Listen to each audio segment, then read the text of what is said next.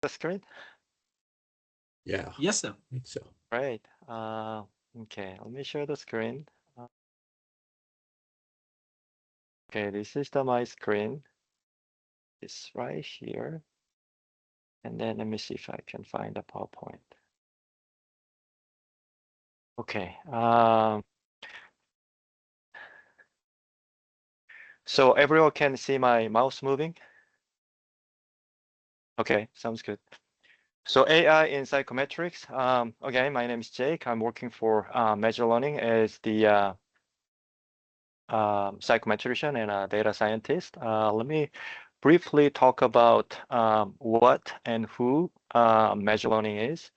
Measure Learning is a combination of three different organizations before, like a ProctorU, online proctoring vendor or system, Yardstick, that's the assessment service organization in a Canadian side, and then also Scantron used in a Raleigh, and they merged together, and then they rebranded their names to Measure Learning. So Measure Learning is the service provider for the certification organization and other organization for their assessment. We provide pretty much comprehensive service from the online proctoring to the item writing and data forensics and so on. And my role at Measure, again, psychometrician and data scientist, I normally provide the theoretical and technical consultation to the client, at the same time, internal psychometrician and test development specialist. And then also establish the industry best practice and conduct research and development. So I have a two role, psychometrics, work with a Rush model and sometimes IRT, but not very open. 2PL, 3PL is very complex in terms of operationalize in our real situation because of 3PL. C parameter is very challenging. So typically K-12, they might go with 2PL fixing the C parameters. And form assembly with the pretest item embedding. Pretest item is the newly written item reviewed by SME. We need some kind of the empirical data to see the item quality. So newly written item embedded into the operational forms. And item analysis, typically based on the CTT, p-value, point by serial, and some other statistics like, for instance, Rush model, then we might need to look at the fit statistics as well. Linking and equating, typically I prefer linking because linking does not require the more sophisticated or additional equating procedure. And then also it might have less error because there's no additional, again, equating process. Equating in an operational setting typically done for a small sample size because once you have enough sample size, you might want to go to IRT like a Rush and 2PL model. Calibration is the process of estimating the item parameters, and then sometimes we need to do quality of items. So we do a QC quality check. For instance, Rush model, you might need to check the item drift, especially for anchor items. And scoring, scaling, reporting. Scoring typically use the Rush model, and scaling for report purpose for user interpretation. We convert the logit scale to the some scale matrix so that much easier for the stakeholders to understand their proficiency. And standard setting study, typically in certification, we use the modified NGAF and also use the HOFC to see whether NGAF is in a good location between min and max pass rate.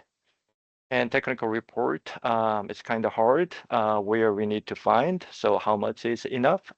Typically, you can go really detailed, then client maybe come back to you and ask lots of questions. Then it can be a little challenging. So the best approach is follow the standard NCCA. That's the certification body. So they have a standard. So it would be nice to follow the certain standard and move to the data science, complex data analysis. For instance, when you do a data forensic analysis, you want to do a pair comparison of two examinees. And then permutation, thinking about you have a 4,000 examinees, you can do a permutation. Then you might have some memory issues, especially when you do this project in R. So you might need to think about what's the best way to optimize the process. And data visualization is very useful for the score reporting, and there are also some other purpose. ATA engine, automatic, um, test form assembly, typically fixed form, 1, 2, 3. But these days, AI, give us a huge kind of threat and risk in data security. So people want to move to the 1, 2, 3 fixed form to many, many different forms. So first approach can be randomly parallel form. You create many, many, more than 10, 20, or you can move to the individualized form. For instance, from my experience, I create the loft engine. It's more like a pre-assembled loft.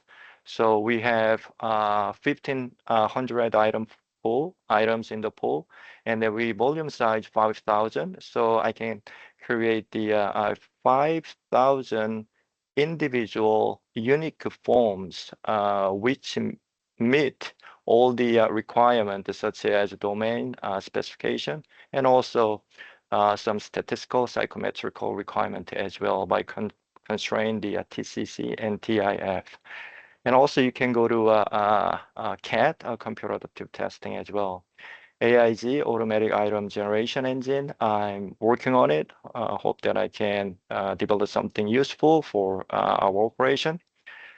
Main focus is the item and distractor modeling. I have experience just test a little bit of the AI engine from a few vendors, but they are more focused on the efficiency and also math production. But my focus is item and distractor modeling for quality of item.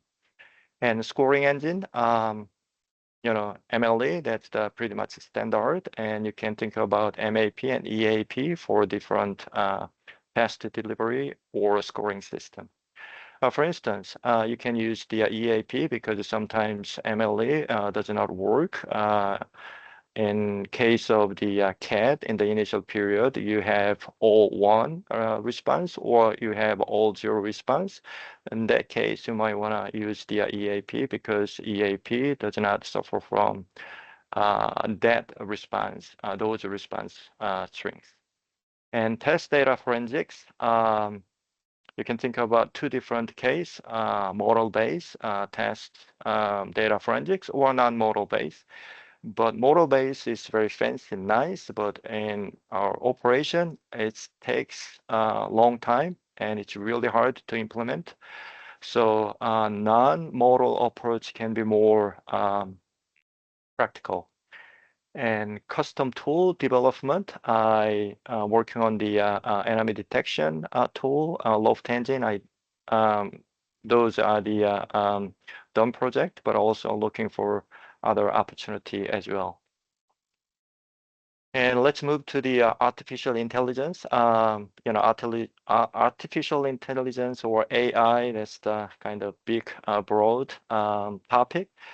Typically, large language model considered as the AI, and then also GPT, generative pre-trained transfer model, is the kind of one of the most popular LLM model.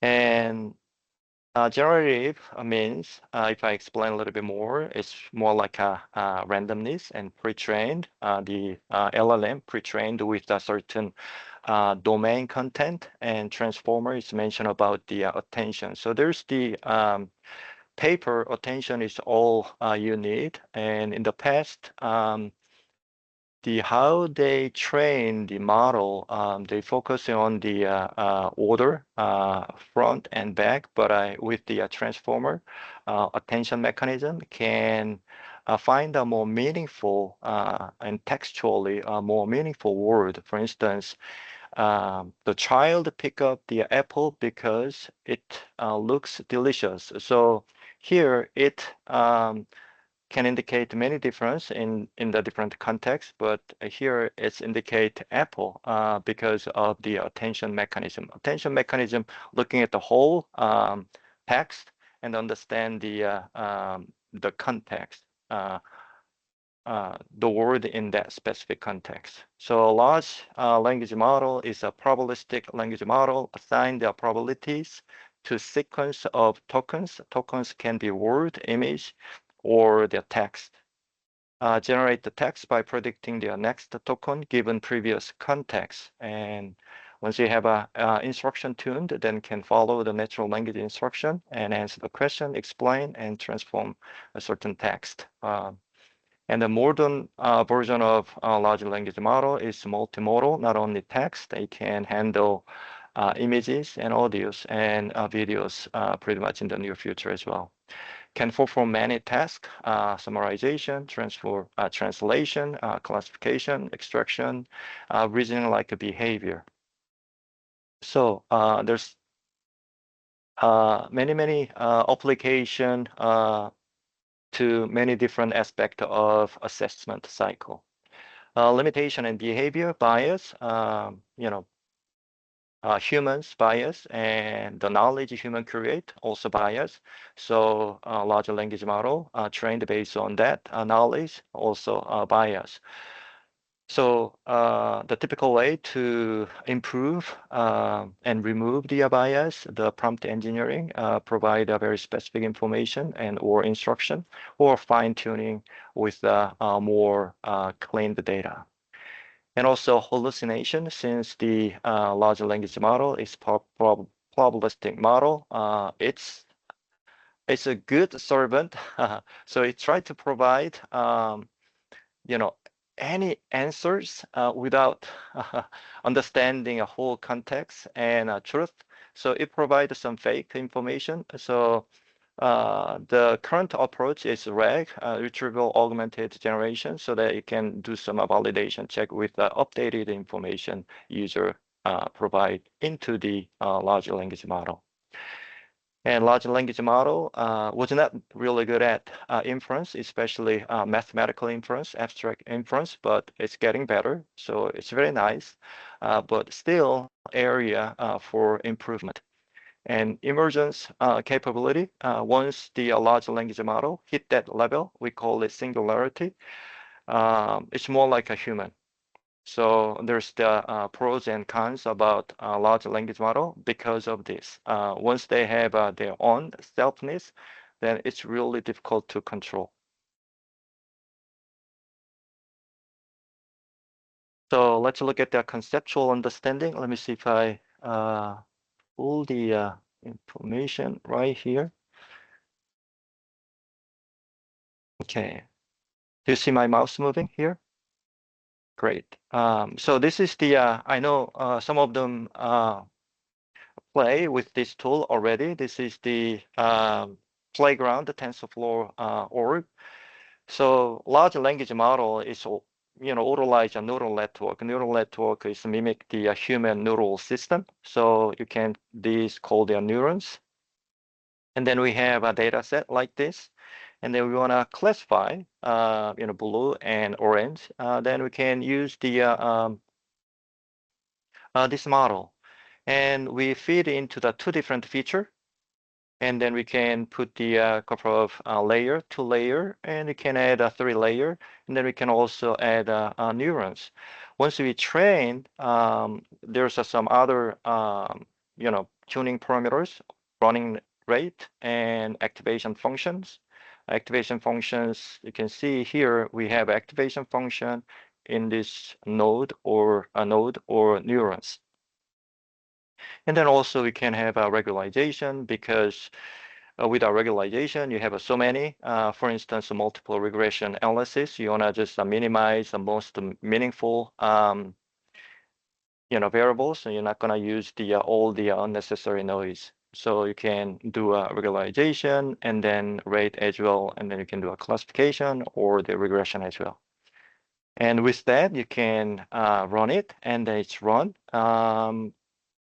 working very nice. And then this is the total loss, so it's pretty much converged. So we can do something with this. And at the same time, we can see the um, you know, the line is a little different because X1, X2 features moving to these two neurons, and then also different paths, which means the information, the flow is not always the same. It captures the different feature of this data set and then finalize the output. So we don't need this. For instance, we don't need 3 neurons. Maybe you can modify just 2 neurons, and then you can test it. What's the best way? This is visualization of pretty much the tuning process. And then we can maybe you do not need a 3 hidden layer. We can do a 2 hidden layer, much simpler, much better, and it still is provide a good result. And you can play around to understand a little bit more about the large language model. You can use this transformer explainer.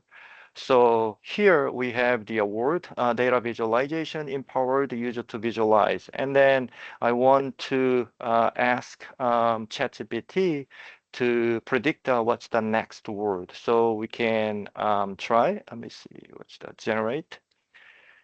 And then it's thinking and input data and moving through the embeddings and weight and um, going through the MLP, multi-layer perceptron, and so on. I can't explain all the details, but you can play later. It has all the detailed information. So it's come up with the data. Okay, data is the best fit in this sentence, given a large language model, and then you can keep continue. What's the next word? And next word is comma. And then we can move to the next word and including, and you can see the continuous change. And then all the detailed information, you can see what's the transformer, how it works, and architect embedding, transformer block, and so on. So you can play around and then get used to it. I think it's very important to understand conceptually sometimes than technical details, because you're not gonna do a developer. We're gonna use the users for our operations. So technical details sometimes very useful, but more important, conceptual understanding is more important. And let me see if I can pull out one more. If you want to really understand all the details, and it has the self-contention mechanism, all the details and how it works, the matrix algebra, and back propagation, and so on. You can also GPT-2 and GPT-3, how they works. Pretty much in a simple term, the large language model is a machine of the matrix computation to compute the weight. So that's the kind of brief introduction on the large language model. And let's move to the AI in psychometrics. Here's the typical assessment development cycle. Start from the top. job task analysis. So in the job task analysis, what you want to do, we're going to define the purpose of the assessment, the construct, and what's the minimum competency. For instance, certification, examination, and so on. So we collect all the domain knowledge and um, map out into the certain organized um, structure. Uh, and then we need to move to the text blueprint in the knowledge space. There's something very important, but sometimes it's really hard to measure. So when we have a test blueprint, we only collect information we can actually measure. So if you look at the job test analysis, a little more larger spectrum, but test blueprint is a little more smaller, um, spectrum because we cannot measure something cannot be, measured.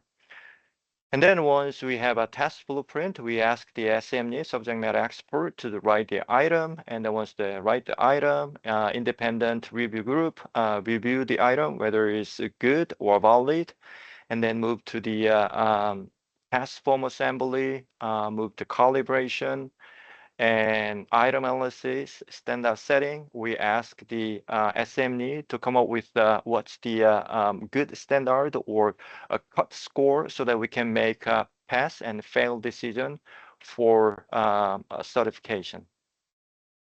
And then scoring, scaling, reporting, and technical report. And then this cycle continue every 3 or 5 years. Depends on the how fast the domain knowledge update change. And AI can influence any of these steps, job analysis and task blueprint. Your job analysis, it can provide some summary of the all the document. It can provide a summary of meeting note, blueprint as well, and then sometimes you need to create the item in a different language version, then AI can assist translation, and then also item writing, provide some assistance in terms of item modeling, distractor modeling, and then also item review in terms of the style and cultural bias, and also the enemy pairs with the operation item in active item pool.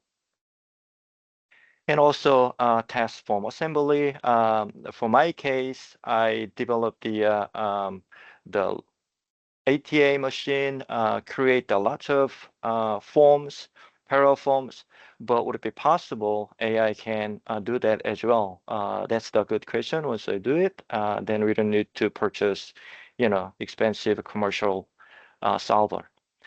And the proctoring and data forensics not in this cycle, but influence of AI application is huge. Proctoring in the past, people,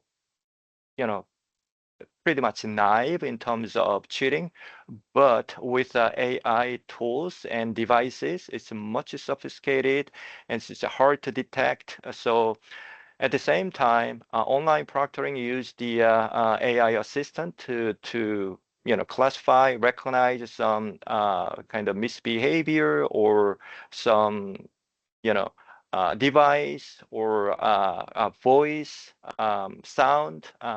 It's much easier for them to detect because human there's you know a weakness of losing the focus based on their long work hours, but AI 24 hours with the electricity.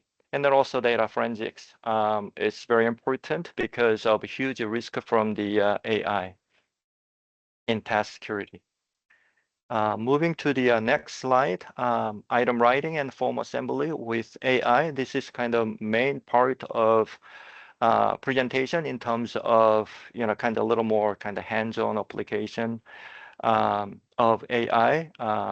This is my project for kind of proof of concept. So it's not fully developed yet, but provide a good understanding and good foundation of full implementation.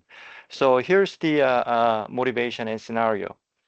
So item writing require lots of times and scheduling with the SMEs, and it's time-consuming process and labor-intense process, and also item review. Same here. And enemy detection is very important because we don't want to put the same item in the same form, or the item provide any clue for the key in a different item in the same form. That's the again violation of the validity. And form assembly require lots of time. Those who are not familiar with the mixed integer programming or the any R package to build a form, the manual process takes a long time. So is that anyway, we can utilize the AI to improve this process, not replace the humans like SMEs and psychometrician, but improve this process in terms of efficiency, at the same time effectiveness. And I just want to emphasize the assessment engineering and test design. You may not know Dr. Legg, who is my mentor. He was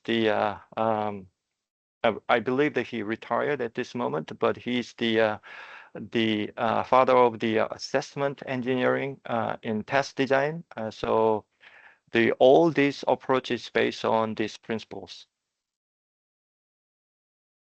Demonstration. Let's see. Okay.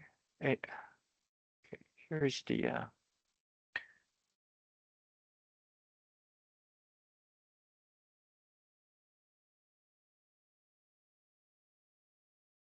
Okay, here's the example of AIZ in the kind of old style. There's two different item model. The one is the logical structure cognitive model, and the second one is the key feature cognitive model. Key feature cognitive model is very useful for medical field. And logical structure cognitive model useful for K-12, especially math and science. And let me talk about a little bit about key feature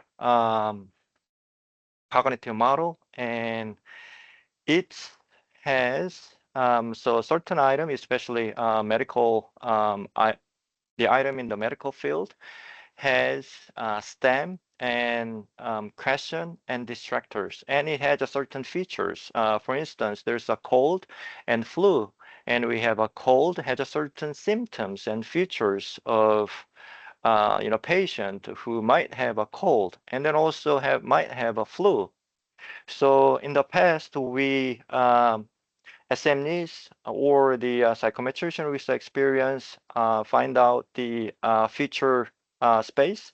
So here's the cough type, body aches, and onset and temperature, and some other features. Typically, in this model has the two different features, radical and incidental. Radical, once radical feature change, then the answer key is changed. For instance, a temperature is a 36, but temperature, what I mean by 36 in Celsius, temperature in maybe 45, then the answer can be different. I'm not the subject matter expert, but one can be cold, one can be considered as a flu, depends on the temperature. So those critical feature, we call it radical feature, but there is some other feature that does not impact of the any construct. And so what you can do, you can just change the conditions. For instance, what's the good examples? I just fill out all the information based on the information. We can just add maybe 40.6, something like that, and then you can generate it. We're going to generate the 10 item based on these feature space and also distractor space. So once we create, let me see if create it. So we create it. So we have 10 item, 1, 2, 3, 4, 5, 10.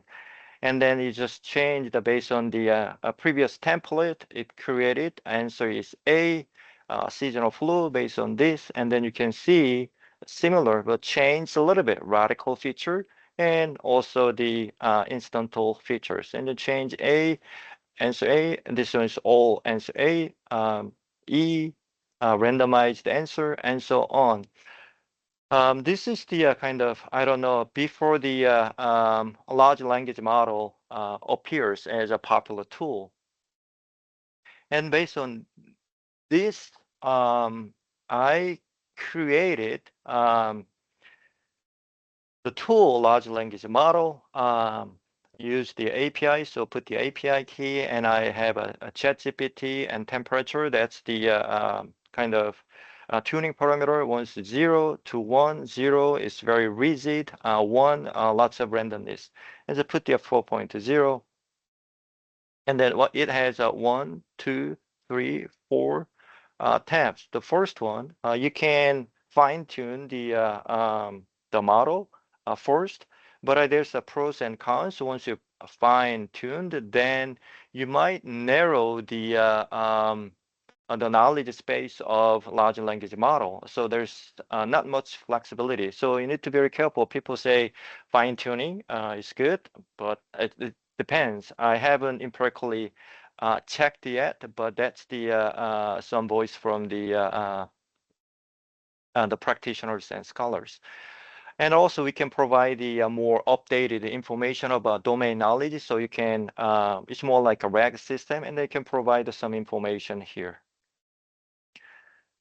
And item creation, this sample based on the internal medicine, domain, subdomain, and target cognitive level, and then the number of options and scenario. You can put the scenario, and then also you can put the, some sample item for one shot, few shot, and so on.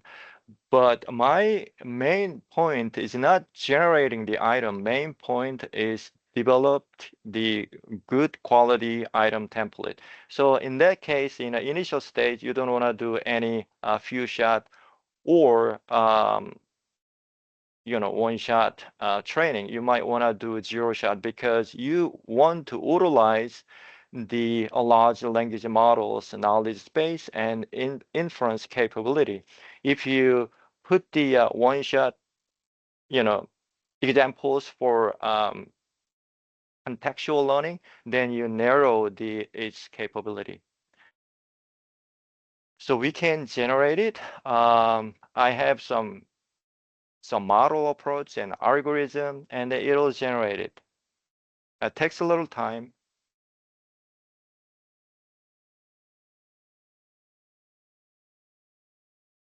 So it generates a critical scenario, and then questions. It's kind of blurry. It doesn't finish it. Okay, now it's finished. So it based on this and internal algorithm, it generated items.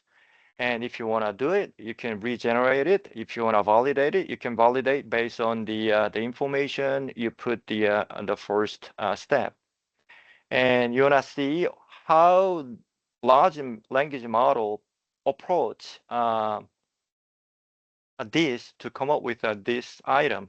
And they can see the cognitive operation requirement, and it has all the details, cognitive level, and content concept, and so on.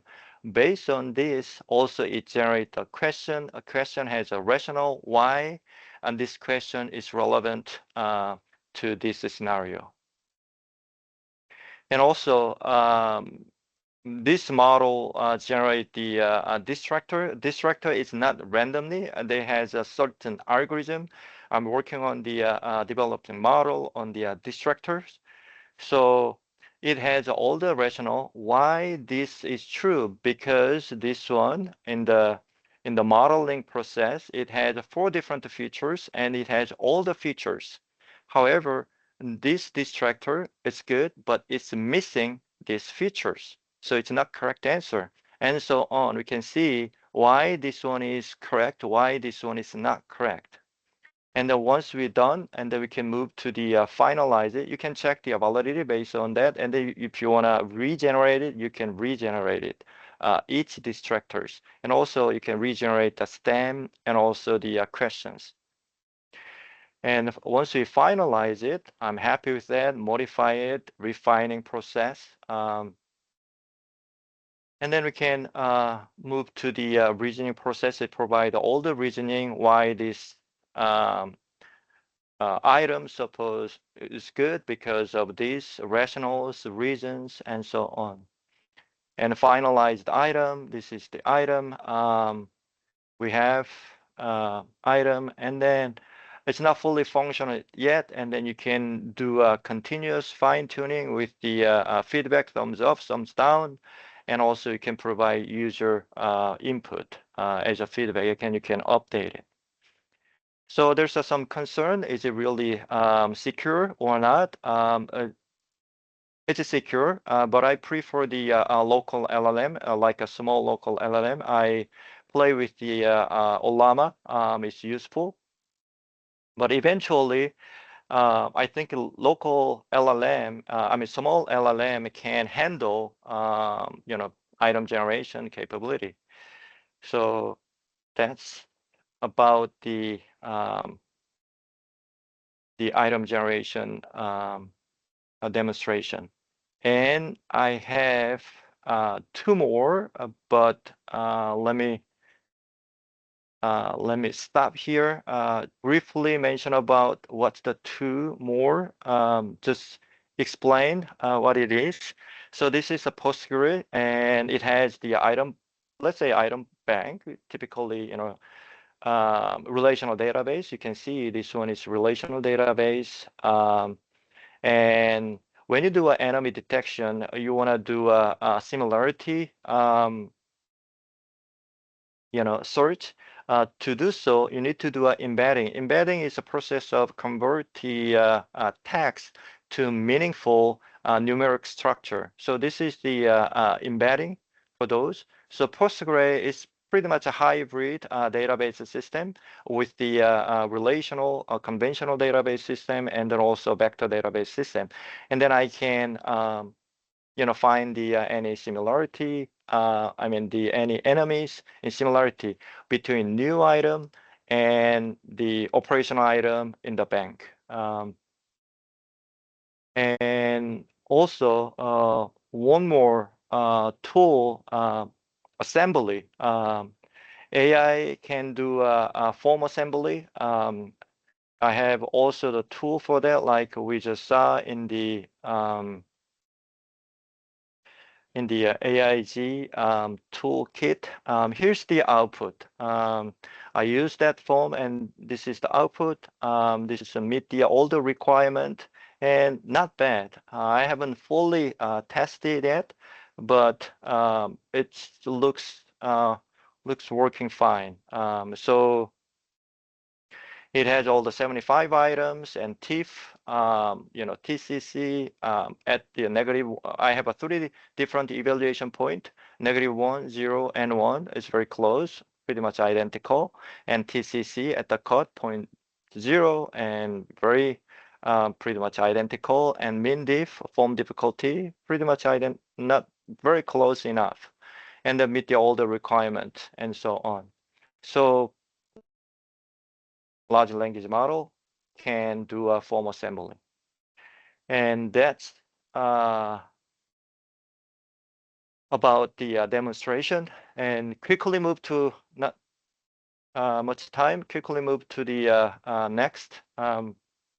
So as the PhD student, do I need to run really fast to catch the AI train? Yes, it's necessary.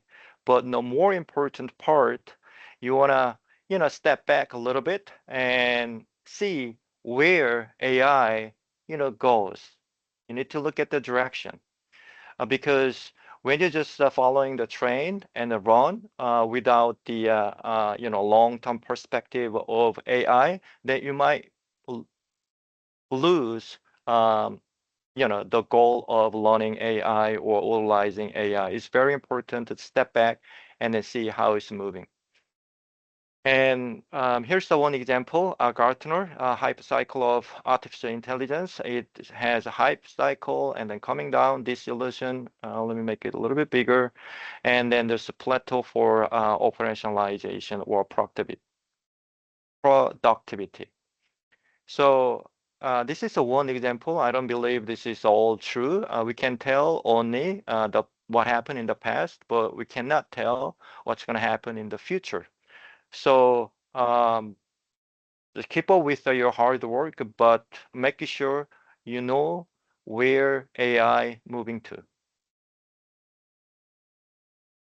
So here's my take-home point. I want to propose the different intelligence. We have the real intelligence from your own brain, and then we have the intelligence from the artificial brain, which is large language model. So we need to synthesize, make it more practical, make it more creative, make it more powerful. Then with the synthetic intelligence, what are you going to do? We need to solve the real life problem. Real life problem is very complex. So complexity is all you need to solve. Then how do you develop my skill set to solve the complexity? One approach is first principle thinking. Break the problem down to its most fundamental truth, like physics, logic, and constraint, then rebuild the solution from the ground up. So here's a step. Identify assumptions, strap the problem on down to what is undeniable truth, and reconstruct solution without inherited conventions. So here's a practical question. So does MLE works for all cases? Any? No. No. What's the two cases MLE does not work?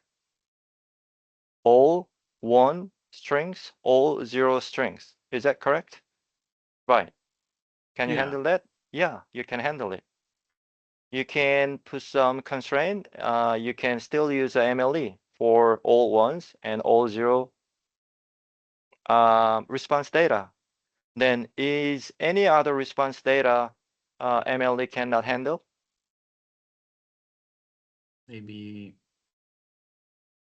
Yes, I hope you can find it. You can do a simulation, and then there's a Right. case, and there's a research paper from Chris Han.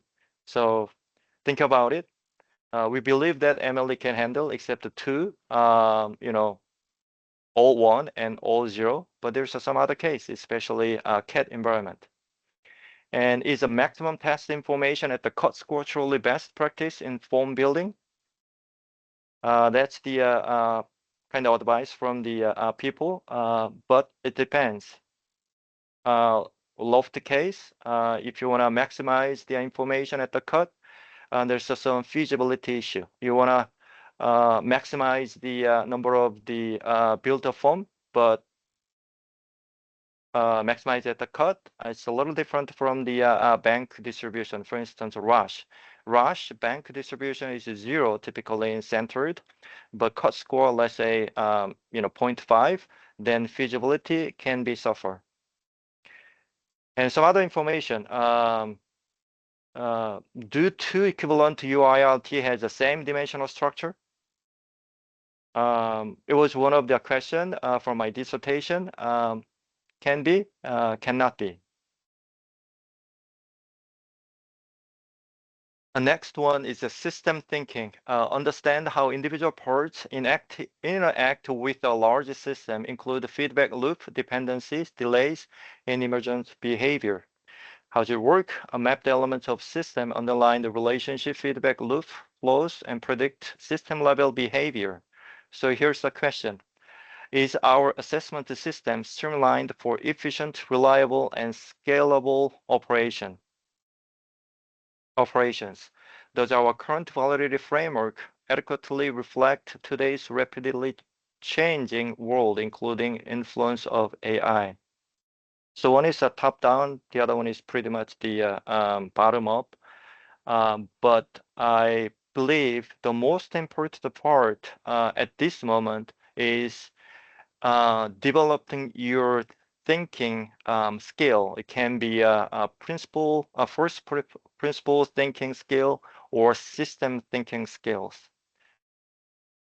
That's pretty much take home. Thank you so much for your attention and any questions? Thank you so much, Dr. Jake. I do have one question, but I'll let people in the audience ask, and I can ask mine. So, any question from anybody?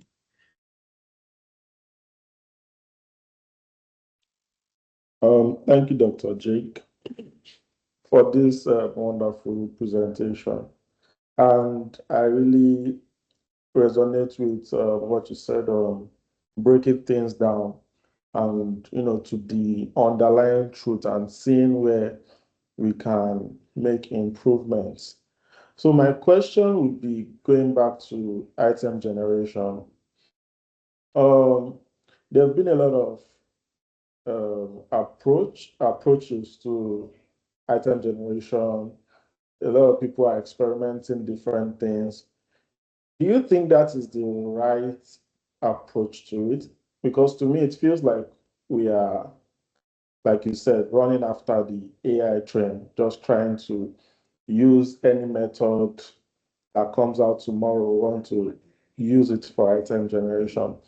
Do you feel there is another way to go about it where we can have something something rigid, something maybe not rigid, something dynamic in a way that even if something else comes up tomorrow, we know that we have a framework that works and we can just scale. I don't know if you understand my question. Let me see if I understood your question.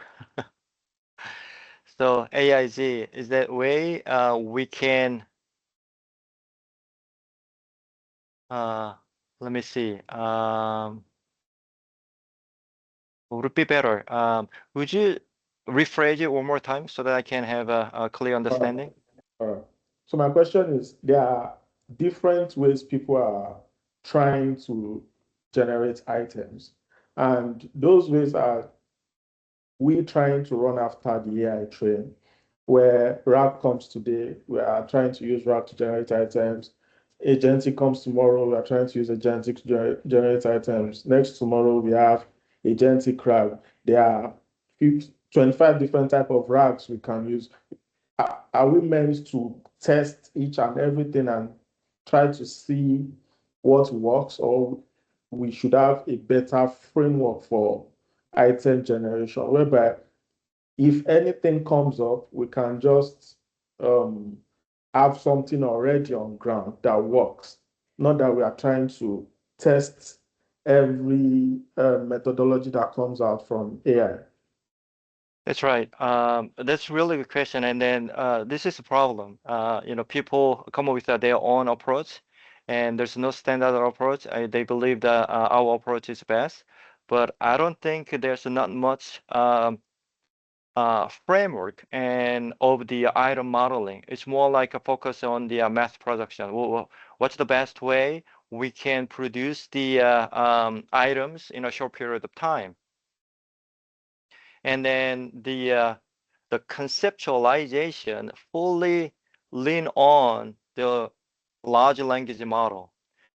So what I want to do, we need to come up with the modeling approach, how we can utilize large language model. There's some good prompt engineering approach, but I don't believe that's enough.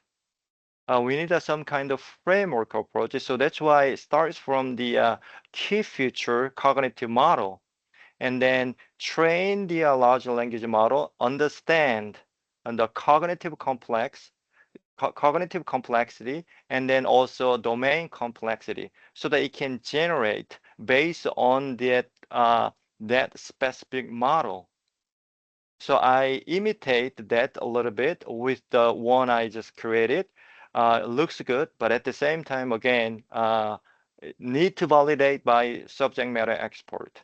So hopefully I can come back, few months later, it is validated by subject matter expert on this specific domain. Thank you very much. Thank you so much. Any other question, please? Not necessarily a question, but I think this was a great presentation, giving us a little bit of the insight, which is way more complex. But the thing is at least get some exposure of what the kind of work is being done in the field and where things are progressing. Because we, from a classroom, academia setting, we are not as involved as much. We don't see that face of the work that is being done there, right? And I think that's for this, I applaud you for just kind of being like, let me share this with a group and all right, give you some ideas of what type of work can be done beyond just technical work. Okay, it's not traditional, conventional, right? So this is like breakthroughs. So I think what I will say is, I think you made a very good point about the framework. I think we have a problem right now, I think, is whoever comes up with being able to come up with like the idea for conceptualizing and come up with a framework which is comprehensive. Because while AI, the way a generative AI is only a couple of years ago, right? Everything is just being thrown at us, it's evolving and changing. But I think a good dissertation topic could come out of like coming up with like the idea of developing a framework for the field, right? There's nothing right out there, I think, right? There are tools, prompt engineering and do things, but the thing is everybody's doing their own, right? And that might be something to consider. And I'm no expert in that, but I think Jake, Rick Lack, other people in the field may be able to, you might want to talk if you are interested in pursuing this kind of thing. It's more conceptual, but it's a big idea that can have a lot of breakthroughs, I think. Yeah. Thank you so much, Dr. No problem. Devdas. Dr. Jake, thank you so much. I've been in learning a lot about AI and all of that. And I think the way you describe transformer model today is one of the best I've seen. Looking at how we go from the transformer model to the probability and the output. I want to say if you have those links, please share so we can share with the team, just because they are very neat approach of explaining and visualizing those big concepts. And please, if you can share us with those links. My one question would be, I mean, you graduated from this program and you know a lot of courses that we do are not in correlation with where the field is going now.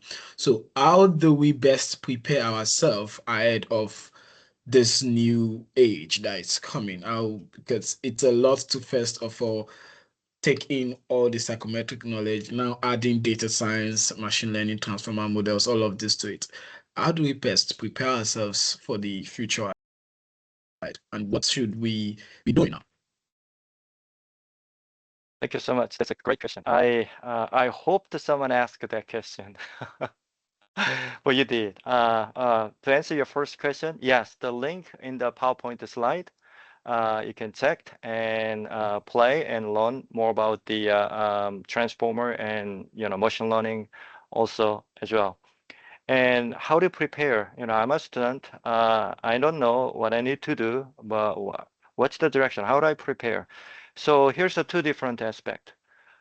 The point I make here is for someone who get into the psychometric, especially quantitative psychometrician and data science.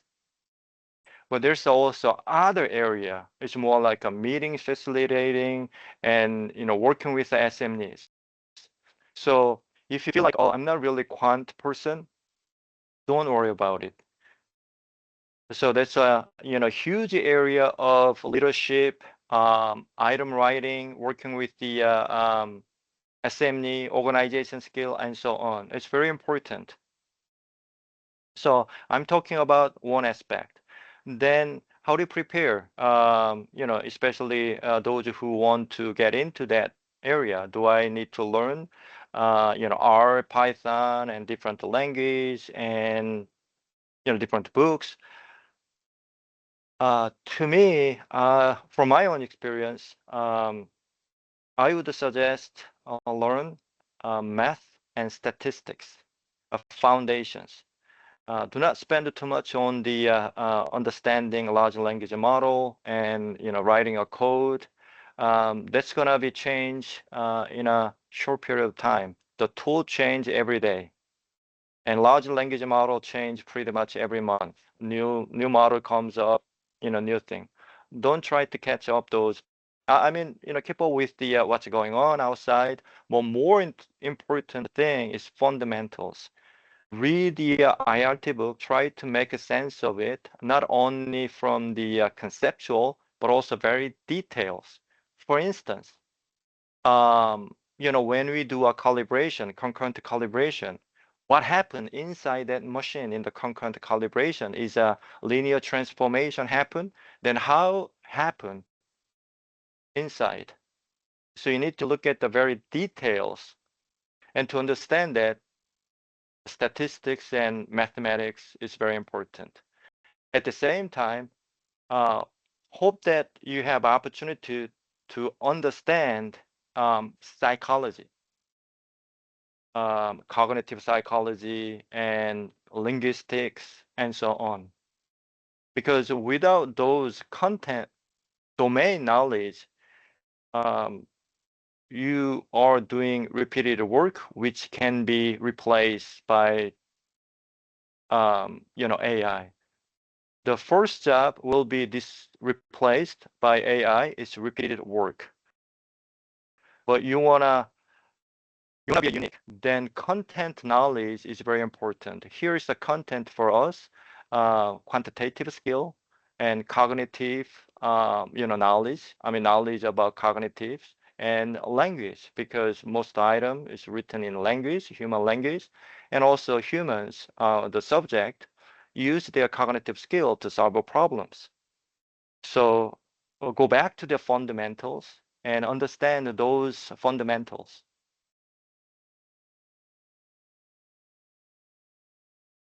Thank you so much, Dr. Jake. Any other question? And are we all good? Bali, Matthew, Stephanie, any other questions from you guys? Oh, okay. All Give me a right. minute. I'm going to leave this because I have another meeting. I just want to Thank you, say sir. thank you, Jake. And I think you make a good point about the fundamentals. Tools change every day. Fundamentals stay the same, right? That's right. So don't focus on point and click all the time, right? Okay, understand what you're doing and what's happening. That's, I think, the most important thing. And from there, you can do a lot of different things, right? Yeah. So I'll let you go. Thank you for the presentation. It was very nice seeing you all. All right. Thank you, Dr. Sunase. All right. No problem. Have a good day, everyone. Okay. All right. So very quickly, my question is short. If you are still in school, like most of us now, and you are trying to get a dissertation topic, with your knowledge of the industry now, what do you feel would be a good direction to take? Now, a couple of us here, we are still in that process where we need to choose a topic, carve a niche for ourselves. But now that everything is everywhere, there's a lot of methodologies. There's AI stuff, there's enemy item detection, there is item development, these frameworks that we're talking about.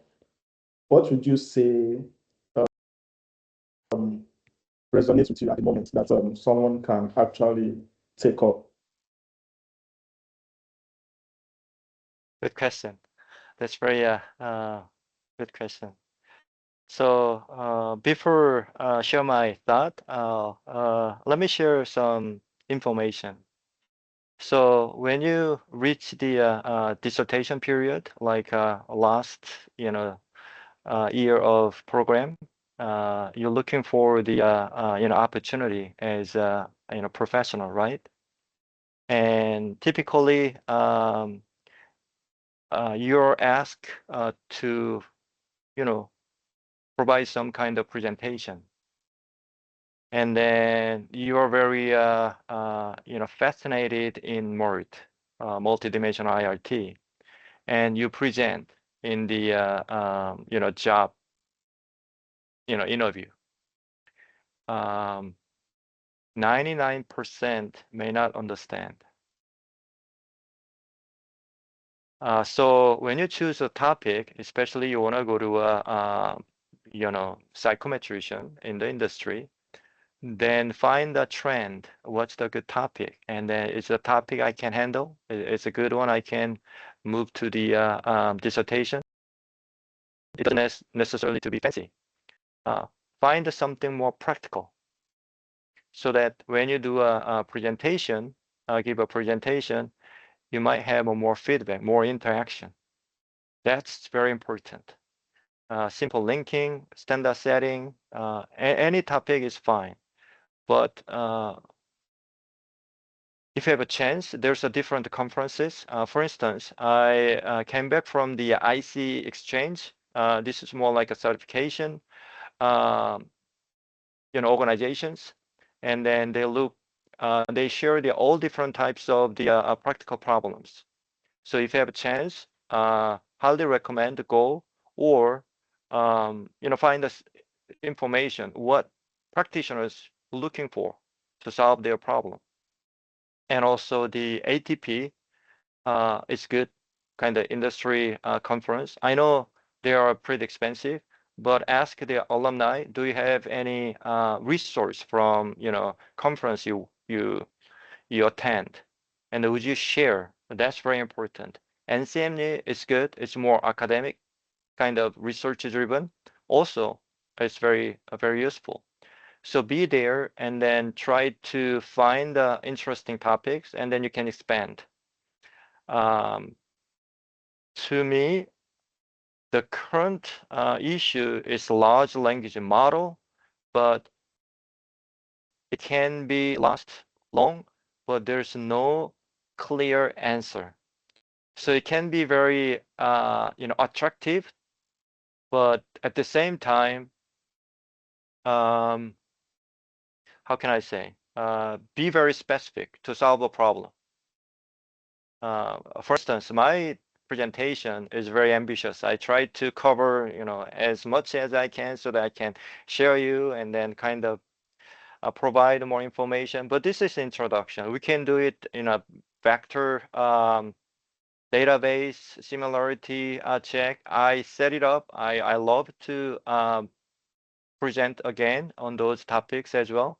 So thinking about something practical, thinking about something you can carry, as a professional later. So that's my thought. Awesome. Thank you so much, Dr. Jekcho. Thank you everyone for coming. This is definitely going to be our last meeting for the year. And starting January, we'll start again with a lot of more topics, and hopefully we'll get to see Dr. Jekcho again. But I want to say thank you for the semester. I hope we've all learned a lot. All of these videos are recorded. We have a YouTube channel that you can easily go back and rewatch this thing. I believe one way or the other, we are having ideas of our dissertation topic. We know exactly what's going on in the field, and yeah, we are having reasons to have more collaboration. And I just want to say thank everybody again, Dr. Jake. On behalf of everybody, we are very grateful. We thank you. Thank you for coming and sharing, and we look forward to seeing you again around. Please, you can reach out to Dr. Jake in case you have any issues around dissertation or something you would like to, have conversations on. And I'm going to share the email, and also this is going to be on our YouTube channel. Thank you very much, Dr. Jake, and thank you, everybody. Thank you. Thank you so much. Yeah. You all have a good one. Bye. Thank you. You too. Bye.